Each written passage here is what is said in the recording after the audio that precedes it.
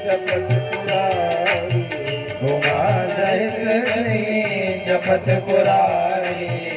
उमा कहूँ मैं अनुभव अपना, उमा कहूँ मैं अनुभव अपना। हरि भजन जगत सब सपना, सत हरि भजन जगत सब सपना। आनंद छवि घनश्यामा, बोलो जय सीतारामा। आनंद छवि घनश्यामा, बोल जय सीताराम।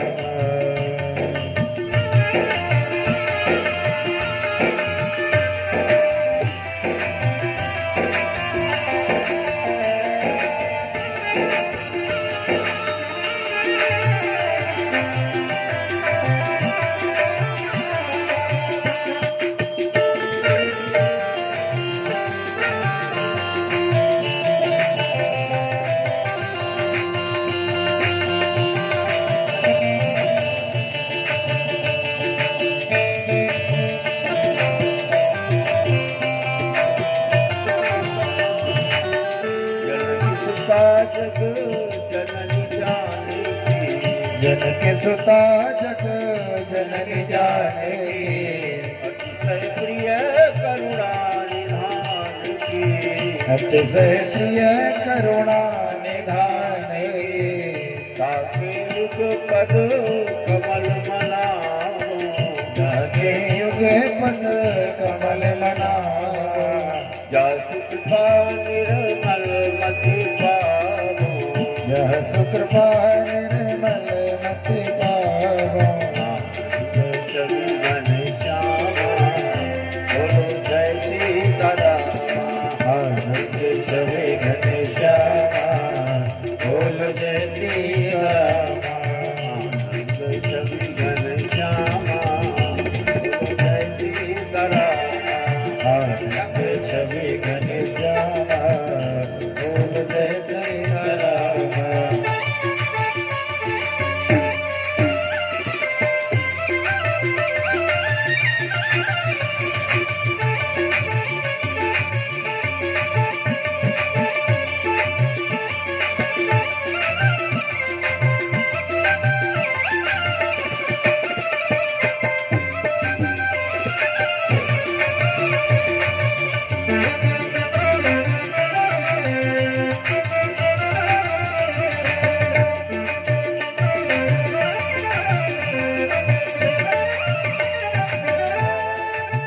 जय जय जय हनुमान गोसाई, जय जय जय हनुमान गोसाई। कृपा करहु गुरुदेव की नाई, कृपा करो गुरुदेव की नाई। नास रोग हरे सब पीरा, नाथ रोग हरे सब पीरा। जपत निरंतर हनुमत वीरा, जपत निरंतर हनुमत वीरा। संकट से हनुमान छुड़ावे, संकट से हनुमान छुड़ाए। मन क्रम वचन ध्यान जो लावे, मन क्रम वचन ज्ञान जो लावे।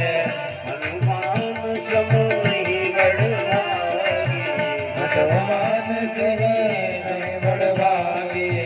राम पदार्थ अनुरागी, राम पदार्थ ले अनुरागी। आनंद छवि घनश्यामा, बोलो जय सीतारामा। आनंद छवि घनश्यामा, बोलो जय सीताराम। आनंद छवि घनश्यामा, बोलो जय राधे श्यामा।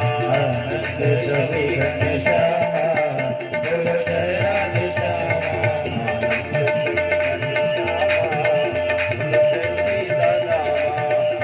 छवि घनश्यामा, बोलो जय सीताराम।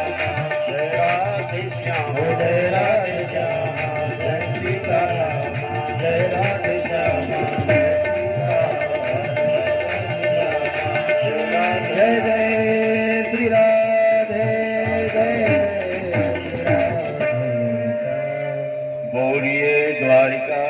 भगवान की जय। था गर्भ में औंधा पड़ा, शब भांति दीन अनाथ था। उस दुर्दशा के बीच भी जो नाथ तेरे साथ था। सब छोड़कर तुझको भजूंगा, अरे तूने किया था वायदा। अब है उसे क्यों भूलता, भज रे उसे ही सर्वदा। प्रेम से बोलिए सच्चिदानंद भगवान की। आइए, समय अतिकाल हो रहा है। स्वल्प समय में हमको जिन भक्तों ने जिस हेतु से ये कथा सुनी, खास रूप से परीक्षित जी महाराज को लक्ष्य बना करके उनको जहाँ मृत्यु का मोह हुआ और उस मोह से वह कैसे दूर हुए, भगवान का आश्रय कैसे प्राप्त हुआ, आज आश्रय की कथा है और उपसंहारात्मक कथा ब्राह्मण पर कृपा भगवान की। द्वारकाधीश हमारा सखा है,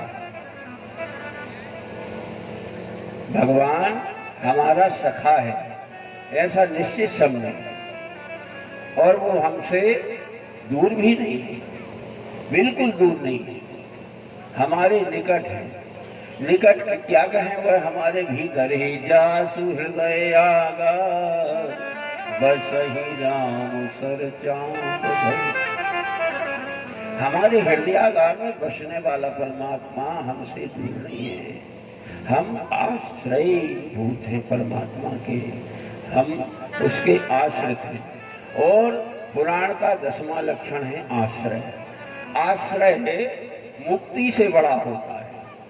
इसीलिए तो भरत जी महाराज ने कहा, क्या कहा, बोले अर्थ न धर्म न काम रुचि, गति न चहो निर्वाण, जन्म जन्म रति राम पद, यह वरदान नया।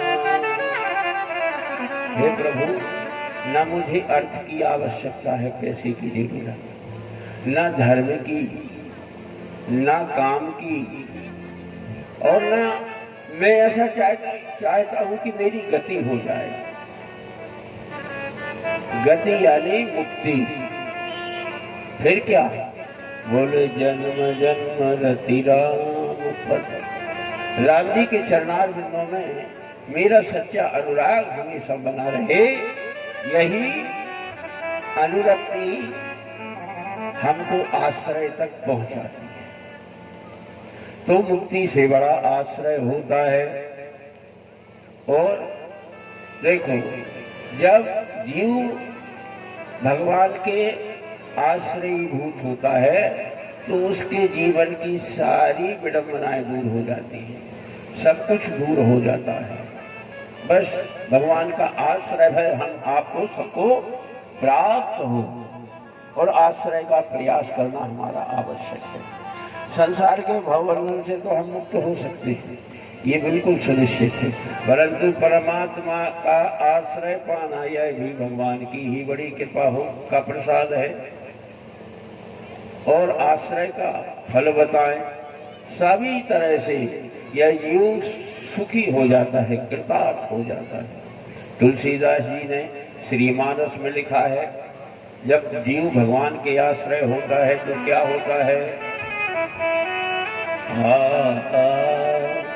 सुखी वीन जही नीर अगाधा, सुखी वीन जही नीर अगाधा, सुखी वीन जही नीर अगाधा, सुखी वीन जही नीर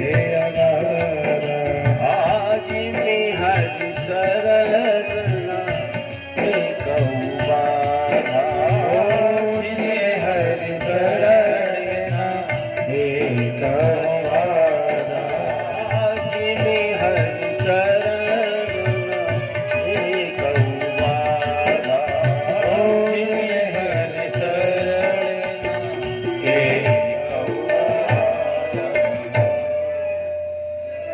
सच्चिदानंद भगवान की जय। जैसे अगाध जल राशि में मछली सर्व प्रकार से सुख का अनुभव करती है, ऐसे ये जीव जो है जैसे ही भगवान के चरणारविंदों से लगा कि समस्त बाधाएं उसकी दूर हो जाती हैं। इसका ही नाम आश्रय है और आश्रय भगवान की कृपा का प्रसाद है। इसलिए आश्रय का हम आपको सबको जो है प्रयास करना चाहिए। आश्रय का प्रयास भगवान के पास हमेशा रहो। यावत अवस्थाओं में, जागृत, स्वप्न, सुसुप्ति, सभी अवस्थाओं में हमारे हृदय देश में भगवान है, ऐसा ज्ञान भान करके और हमको हमेशा अहरनेश दिन रात बस उसकी स्मृति रहना चाहिए, है ना। और स्मृति यदि आपकी सच्ची है, सही है, तो सब कुछ हो सकता है। हाँ, एकमात्र संसार का एक विकार स्मृति को नष्ट कर देता है। सावधान। गीता जी में भगवान कृष्ण कहते हैं, क्या कहते हैं? बोले क्रोधात् भवति सम्मोह। जीव को क्रोध तो करना ही नहीं चाहिए। क्यों? क्रोध पाप कर्म है ना। पाप कहाँ बसता है? हाँ, पाप का मूल क्या है? क्रोध है। तो सहजता में भी यदि हमारी बुद्धि में क्रोध आता है तो हम पाप के आश्रय हो जाते हैं। क्रोधात् भवति सम्मोह, सम्मोहा स्मृति विभ्रमा। स्मृति को चक्कर में डाल देता है, भ्रम हो जाता है हमारी बुद्धि में, स्मृति में। हाँ, और स्मृति भ्रंशात् बुद्धि नाशो। और यदि बुद्धि स्मृति नष्ट हुई तो बुद्धि नष्ट होने वाली ही है। स्मृति का भ्रम ही बुद्धि को नाश करना है। और बुद्धि नाशात् प्रणश्यति। और बुद्धि नाश हुई तो सब कुछ नष्ट हो जाता है। इसलिए हमेशा प्रयास करें हमारे मन बुद्धि चित्त में हमेशा परमात्मा उतर जाए। अहरनिश उसकी स्मृति यही आश्रय है। देखो, बातें हैं, संसार के सारे ज्ञानों को अर्जन करने के लिए बड़े बड़े विद्यालय हैं, कॉलेज हैं, यूनिवर्सिटी है ना। यहाँ से लेकर के विदेशों तक जाकर के सब तरह का ज्ञान आप कर सकते हैं। परंतु ज्ञान वह होना चाहिए कि हम उसके द्वारा समस्त बंधनों से मुक्त हो सके, है ना। और ऐसा कहा भी है, ज्ञान ही जो है मुक्ति का कारण है। क्या बोले? ऋते ज्ञानान्न मुक्ति। स्मृति वाक्य है। बिना ज्ञान के जीव मुक्त नहीं हो सकता। परंतु ये जो पुस्तकीय ज्ञान, इससे नहीं, अथवा आपको सांसारिक ज्ञान है, इससे नहीं। वो ज्ञान अलग होता है जो विज्ञान से ऊपर होता है। ज्ञान को तो हम सीधा कहें, ये जो बाहर से हम जो जानकारियां इकट्ठी कर लेते हैं, जिस तरह की जानकारी हम कर लेते हैं प्राप्त, और उसके द्वारा हम अपने कार्यों को चलाते हैं, इसका नाम विज्ञान है। और दूसरे ज्ञान ही भगवान है, ऐसा भी कहे। ज्ञान एक अखंड सीतावर। बोलिए सच्चिदानंद भगवान की जय। चाहे ज्ञान का हो चाहे भगवान का हो, एक ही बात है, जो भीतर से समुत्पन्न होता है। बाहर की जानकारियों से वह ज्ञान नहीं आ सकता। एक बार की बात है, कहते हैं 3 विद्वान कहीं यात्रा में जा रहे थे। चित्त से सुनना, ध्यान से सुनना। 3 विद्वान सुदूर यात्रा में जा रहे थे और उनको एक देश से दूसरी देश की ओर जाना था और जल मार्ग से जाना था। तब कहीं उन्होंने नाव का आश्रय लिया, नौका का आश्रय लिया। एक स्टीमर बुलाई, नाविक से कहा, भैया हमको वहां तक पहुंचा सकते हो? बोले बिल्कुल, बैठ जाइए। बैठ गए वह नाविक नाव चलाता रहा। अर्ध मार्ग में पहुंचे। तीनों के मन में एक हास परिहास करने का भाव जागृत हुआ, तो वह तीनों नाविक से हास परिहास करने लगे। देखना, कभी कभी ऐसा होता है कि अल्प विद्या भयंकर है ना, तो आधा अधूरा ज्ञान मुक्ति को देने वाला नहीं होता। उसमें 3 विद्वान थे। एक इतिहास को जानने वाला था, एक को भौगोलिक स्थिति का ज्ञान था, और तीसरा जो था उसको साहित्य का ज्ञान था। बस ऐसा ही समझे। इतिहास वाले ने पहले प्रश्न किया, इससे बेचारे बिना पढ़े लिखे नाविक से क्या कहने लगा, क्यों भैया तुमको इतिहास का कुछ ज्ञान है? बोले भैया हमको कोई ज्ञान नहीं है। अरे नहीं, थोड़ा बहुत तो होगा। ये बताओ कि इंग्लैंड में कितने एडवर्ड हैं? उसने कहा सो हमको बिल्कुल पता नहीं है, जब मैंने पढ़ा ही लिखा नहीं है तो क्या जाने। अच्छा, कोई बात नहीं। हाँ, 1/4 जिंदगी तुम्हारी गई, इतिहास का ज्ञान ही नहीं। ध्यान से सुनना। दूसरा जो भूगोल की जानकारी रखने वाला था, उसने पूछा, अच्छा ठीक है, यदि तुमको भूगोल की जानकारी हो तो बताओ कि लंदन की जनसंख्या कितनी है ना? नाविक से कहा लंदन की जनसंख्या कितनी है? उसने कहा भैया ये सब जानकारियां हमको नहीं है। उसने कहा तो तुम्हारी आधी जिंदगी बेकार, कोई काम के नहीं। आधी जिंदगी तुम नहीं हो ही खो गई, कोई जानकारी ना भूगोल की जानकारी है ना इतिहास की जानकारी है। तीसरा कहने लगा, ये बताओ, अच्छा ठीक है, इतिहास की जानकारी नहीं है, भूगोल की जानकारी नहीं है, तो साहित्य से तो प्रेम रखते हो कि नहीं? अच्छा, बोले वो भी नहीं, थोड़ा बहुत होगा। बताओ, कुमार संभव रघुवंश महाकाव्य की रचना कौन ने की?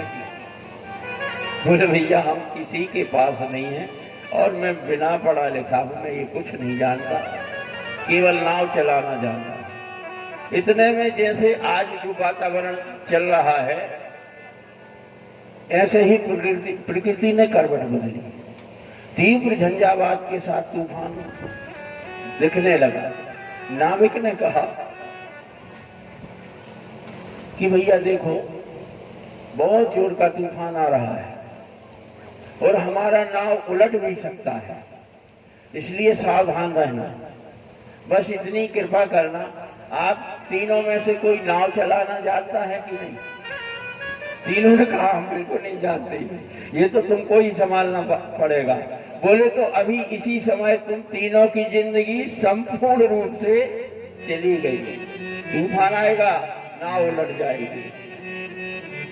हाँ, तो ऐसा होता है। अल्प विद्या भयंकर। हाँ, सा विद्याया विमुक्तये। विद्या वही है जो इस संसार के कार्यभार को संभालते हुए हम जीवन मुक्त हो पाए। ऐसा हमारा आपका प्रयास हमेशा होना चाहिए। आइए आगे कथा आती है। छीन लिया मोरा भोला समन, राधा रमण प्यारो राधा रमण। छीन लिया मोरा भोला समन, राधा रमण मेरो राधा रमण। छीन लिया मेरा भोला समन, राधा रमण मेरो राधा रमण। छीन लिया मेरा भोला समन, राधा रमण मेरो राधा रमण। छीन लिया मोरा भोला राधा रमण प्यारो राधा रमण। छीन लिया मेरा भोला समन, राधा रमण प्यारे राधा रमण।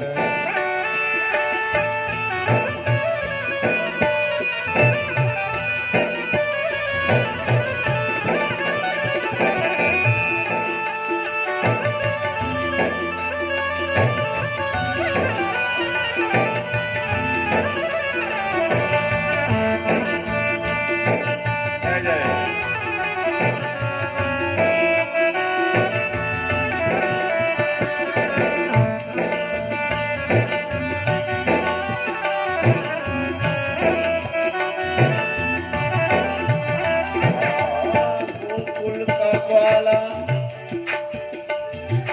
गोकुल का ग्वाला ब्रज का कन्हैया, गोकुल ग्वाला ब्रज का कन्हैया, सखियों का मोहन और माँ का कन्हैया, सखियों का मोहन और माँ का कन्हैया, सखियों का मोहन और माँ का कन्हैया, सखियों का मोहन और माँ का कन्हैया, भक्तों का जीवन, भक्तों का जीवन और निर्धन का धन, राधा रमण प्यारो राधा रमण, राधा रमण प्यारो राधा रमण, छीन लिया मोरा भोला समन, राधा रमण प्यारो राधा रमण, छीन लिया मेरा भोला समन, राधा रमण मेरे राधा रमण।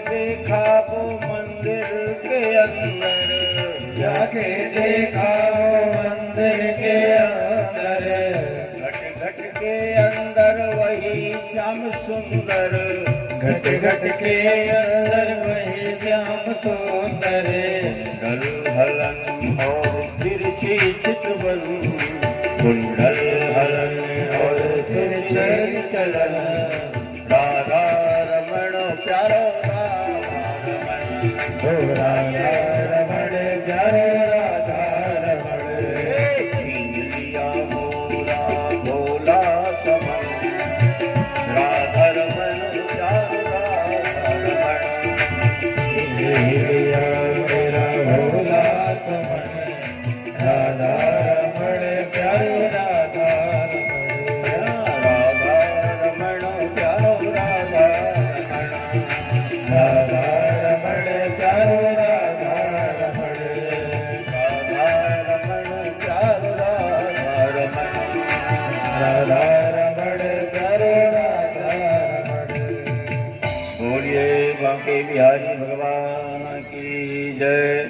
ततो जामवती मित्र वृंदा च भामनी, कालिंदी लक्ष्मणां भद्रां, तथा नाम्नजिति शुभा, अष्टामेव महीपाला पत्न्या परम शोभना, त्रिशूतरुक्मणीं पुत्रं प्रद्युम्नं चारुदर्शनम। कल आपने रुक्मणी मंगल की कथा सुनी थी। भगवान ने जो है 16 सहस्त्र यानी 16 हजार 108 देवियों के साथ विवाह किया अपना। 16,100 तो इनकी रानियां थी और 8 पटरानियां थी, जिनमें कालिंदी यानी यमुना जी को कालिंदी कहा है, जामवंती। और इनको देखो, इसलिए भगवान असाधारण है और मनुष्य साधारण है कि भगवान को कलंक लगा चोरी का। सूर्य के द्वारा प्रदत्त जो स्यमंतक मणि थी, उसका कलंक एक बार भगवान को लगाया गया था। कृतवर्मा ने झूठा ही कलंक लगा दिया था। प्रसेन मणि को धारण करके गया था और सिंह से मारा गया। जामवंत ने उस मणि को रखा, अपनी कन्या के पालने में बांध दिया। उसी के प्रकाश से सारी गुफा आलोकित हुई। बाद में भगवान उसी रक्त से सने मार्ग का अनुसरण करते हुए मणि की खोज में गए। जामवंती भीतर गुफा में बैठी हुई थी, अपने प्राणेश परमात्मा को देख करके प्रसन्न हो जाती है। इन्होंने मणि को देखा और मणि लेने का प्रयास किया। जामवंती जी आ जाते हैं, बोले भगवान ये बाहुएं जो है त्रेतायुग से खुजला रही है ना। जामवंत जी ने कहा ये बाहुएं त्रेतायुग से खुजला रही हैं, इनकी खुजली अभी मिटी नहीं है। क्यों? बोले कोई लड़ने ही वाला नहीं मिला। तो बोले मुझसे लड़ना चाहते हो क्या? बोले बिल्कुल। भगवान से युद्ध हुआ, परास्त हुए, भगवान ने कृपा की और वह मणि जामवंत जी ने अपनी प्रिय पुत्री जामवंती का पाणी ग्रहण भगवान के साथ करके उनको ही सादर दहेज में समर्पित कर दी।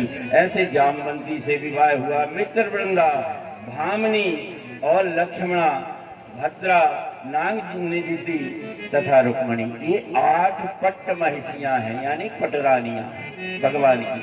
और 16,100 कन्याएं जो है यह भौमासुर, भौमासुर जैसे पृथ्वी का लड़का है, इसने जो है समस्त भूमंडल के राजाओं को जीत करके उनकी कन्याओं को अपहरित करके एक विवर में छुपा लिया था। किस भाव से? बोले जब ये जवान हो जाएंगी तो इनके साथ मैं विवाह कर लूंगा, इस भाव से। वह सब जो है भगवान को सच्चे भाव से मानने वाली थी। कहते हैं भगवान जाते हैं, भौमासुर से युद्ध होता है, कनक थार भरी मणिगण नाना, इस तरह से जो है पृथ्वी मैया आई, सुंदर कनक थाल में सुंदर मणियां, रत्न, सब जितना जो कुछ था पृथ्वी में बहुत कुछ है ना। अपने ही मध्य प्रदेश में पन्ना की खान है, तो कितने अच्छे अच्छे पृथ्वी मैया मणि रत्न आदि लाई होगी, समर्पित किए। वह 16,100 कन्याओं का भगवान ने वर्णन किया। सभी ने जो है माला डाली और भगवान ने सबको वर्णन किया। आ जाते हैं द्वारिकापुरी में। प्रत्येक रानी के यहाँ 10-10 पुत्रों की उत्पत्ति होती है। प्रद्युम्न, चारुदेश इत्यादि ये रुक्मणी के पुत्र थे। फिर प्रद्युम्न कौन थे? ये साक्षात कामदेव के अवतार थे। कौन? प्रद्युम्न जी, जिसको एक बार धीवरराज ने एक मत्स्य को पकड़ा और उसके पेट से जो है इनको निकाला गया था। संबरासुर ने इनको बचपन में ही 3 दिन की अवस्था हुई थी, समुद्र में फेंक दिया था। ऐसे प्रद्युम्न की रक्षा की, पालन किया स्वयं इनकी पत्नी। कब? उस समय भगवान शंकर ने वरदान दिया था। कब? बोले तब शिवती शरणयन उघारा, चितवत काम भयउ जरिछारा। भैया क्या कर रहे हो? जब एक बार बनाते थे तो बार बार क्यों करे?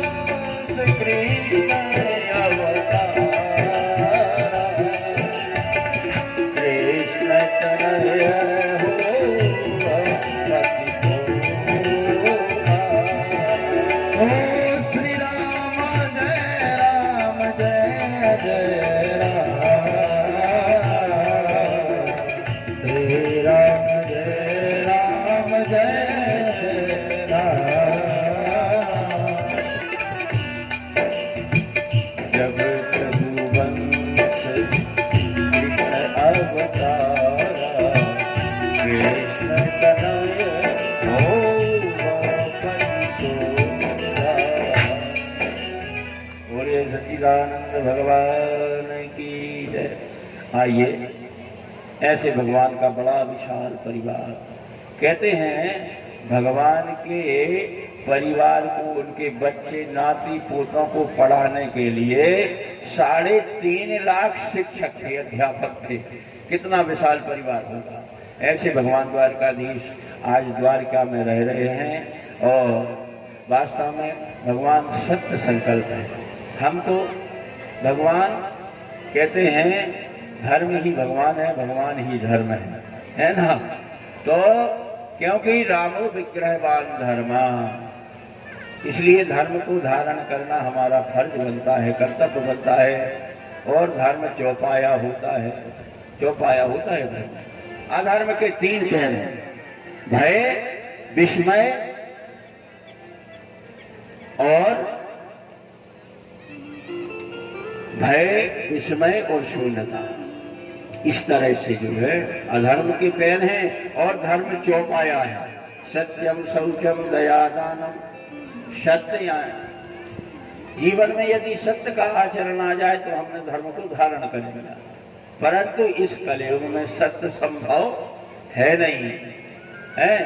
शौचम, अच्छा सत्य ना बोले तो सही, ठीक, कोई बात नहीं है ना, परंतु इतना तो करो कि जहां तक बन सके अधिकांश सत्य का प्रयास करें।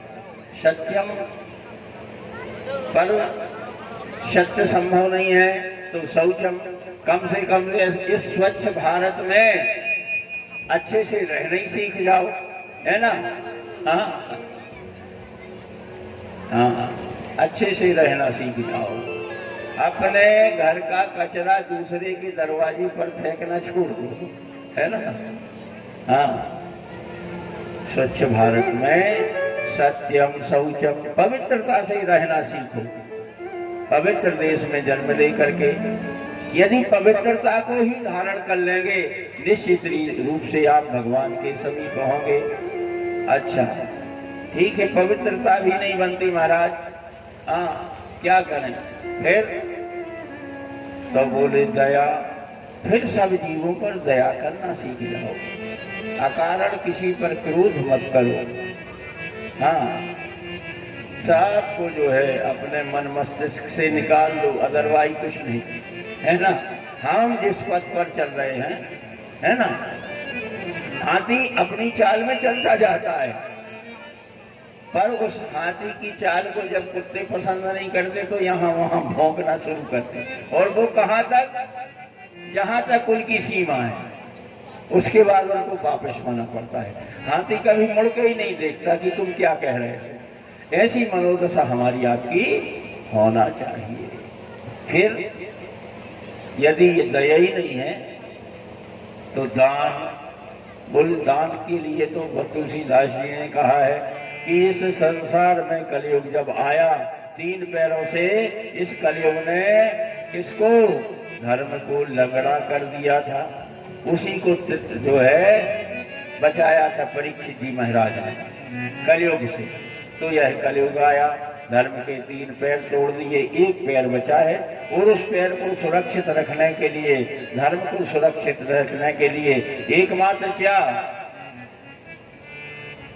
बोले प्रगट 4 पद धर्म के, कलि मह एक प्रधान, एन केन विधि दीन दान करत कल्याण। बोलिए सच्चिदानंद भगवान की जय। तो निर्मल मन जन सो मोहि पावा, निर्मल मन जन सो मोहि पावा, मोहि कपट क्षेत्र न भावा, मोहि कपट छल क्षेत्र न भावा।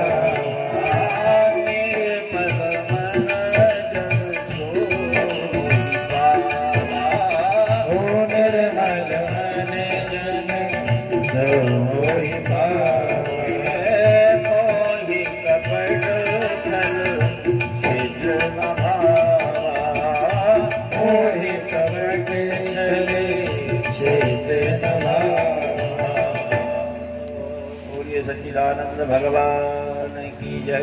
यही कपट इनके मित्र, इनके सखा सुदामा जी ने किया था। सुदामा कोई और नहीं है, यह जीव ही सुदामा है। जब जब भगवान से कपट करेगा, जितनी भी आपन्नता है, दुरापन्नता है, दरिद्रता है, इसके माथे आ जाएगी। सावधान, भगवान को कपट बिल्कुल पसंद नहीं है। निर्मल मन चाहता है। जैसी तुम्हारी तस्वीर है बस इसी तस्वीर से भगवान के पास चले जाओ, सब प्राप्त हो जाएगा। निर्मल मन जन सो मोहि पावा, भगवान की। तो आइए, इन्होंने कहा, बोले गुरु के यहाँ आगे गुरु, आगे चना गुरु मात दियो। गुरु जी के यहाँ जब अध्ययन करने गए हुए थे, कृष्ण भगवान और ये लकड़ी बीनने गए थे, गुरु माता ने चने दिए थे, इन्होंने अकेले ही खा लिए, भगवान को जब नहीं दिए तो जीवन भर के लिए दरिद्री हो जाते हैं। आज इनका विवाह भी हो जाता है। भद्रशील नामक ब्राह्मण के पुत्र थे, सुशीला नाम की प्रिय पत्नी के साथ इनका विवाह होता है, 4 संतानें होती हैं। परंतु कैसे थे, यहाँ पर श्रीमद् भागवत में आया है, बोले कृष्णस्यासीत् सखा कश्चित् ब्राह्मणो ब्रह्मवित्तमा विरक्ता इंद्रियार्थेषु प्रसन्नात्मा जितेन्द्रिय। प्रसन्न रहते थे, आपन्नता में, दुरापन्नता में, दरिद्रता भोगते हुए भी हमेशा यह ब्राह्मण प्रसन्न रहता था। और ऐसा नहीं था, ब्रह्म वित्ती से तो संपन्न था, परंतु धन धान्य आदि से दरिद्र था। भगवान का सखा था। एक बार की बात है, पतिव्रता पतिं प्राहो मिलायता वदनेन सा दरिद्रासीदमाना सा विपमाना जा ननो ब्रह्मं भगवता सखा साक्षात् श्रियापति ब्रह्मण्यस्य शरण्यस्य भगवान सात्वतर्षभा। हे पतिदेव, हे प्राणेश, मैंने सुना है कि आपके सखा, आपके मित्र भगवान द्वारकाधीश हैं और हम इस दरिद्रता में पड़े हुए हैं, दर दर भिक्षा मांगते हैं। ये माताएं बहनें देती नहीं हैं, बार बार विमुख होकर के आना पड़ता है, और आप द्वारकाधीश भगवान